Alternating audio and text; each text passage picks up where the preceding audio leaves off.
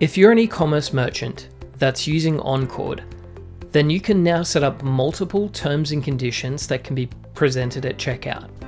So I'm talking about the tick boxes with the terms and conditions that a user must agree to before finalizing their purchase. Let's see how you can do that within Oncord. So to configure them, go to Settings down the bottom, then go to Commerce, Terms and Conditions, and here we can configure the terms and conditions that will be presented during checkout. Now the first one that you create is probably going to be your general terms and conditions of business. And we have a nice feature that you can control when those particular terms and conditions are shown. For this first one, we're probably just going to leave this one completely blank because we want it to show on all orders. And we can write our general terms below and save that off.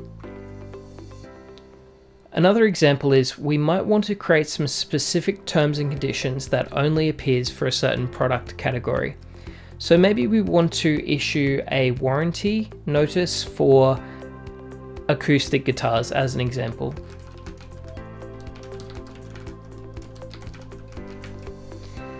We can make sure that that particular set of terms and conditions is only shown when the cart contains a specific category, such as the acoustic guitars category here.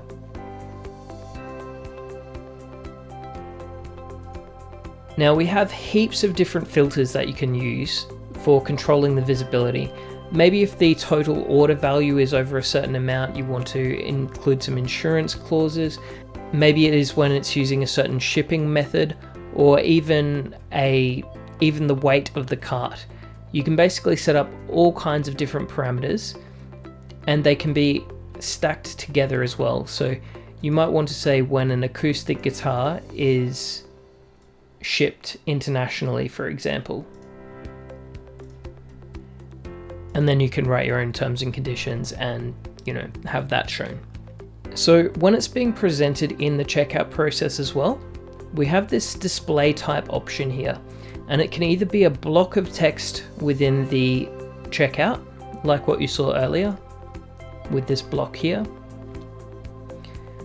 or it can pop open in like a dialog modal, or it can open it completely in a new tab or new window.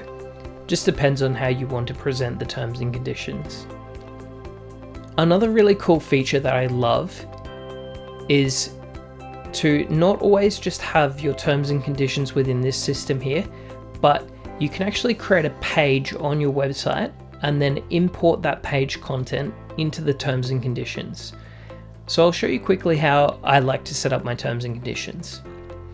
So you can go to your pages, create a new page, and call it Terms and Conditions. You can make it hidden in the navigation, so that way it won't display in the top menu navigation of your site. And we can click Next.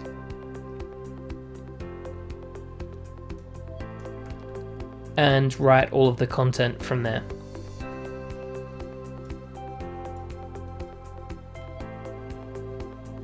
Okay, we'll save that off. So this page will now be visible at your domain / terms and conditions. Now that that's done, we can flick over to the web design and edit the design. We'll scroll down to the footer, and then wherever we want it to appear, we can add the text in.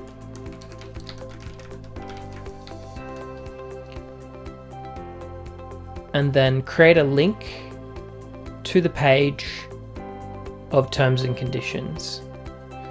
Save that off. And now when we visit our website, if we scroll down to the bottom, we've now got the link to the terms and conditions, which goes over to that page. Then during the checkout process, if we then go back to the settings and the commerce terms and conditions area. We can then replace our general terms and conditions to not have all of the content within here, but rather include it from a page where we pick our terms and conditions page, save that off, and it will actually just import the content of that page into the terms and conditions content box. And then if we refresh our checkout process again and have a look, we can see now that this content has come in from the page that we created before. Nice and easy.